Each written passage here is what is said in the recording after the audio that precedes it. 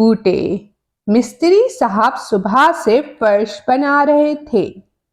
बनाते बनाते थक गए तो कुछ देर आराम करने लेट गए। लेटे लेटे आंख लग गई। गीले सीमेंट पर कौवे मियाँ फुदकते गुजर गए। कौवे के पीछे पीछे बकरी भी चली आई। बकरी को पकड़ने यावर दौड़ा। साजिद चिल्लाया, रुको रुको, और गीले सीमेंट पर साइकिल चलाता आ गया। शोर से मिस्त्री की आंख खुल गई। फर्श का हाल देखकर उन्होंने सर पकड़ लिया। उधर से अम्मी की दोस्त आईं, रुक कर कहने लगी, कितने अच्छे बेल बूटे बनाए हैं।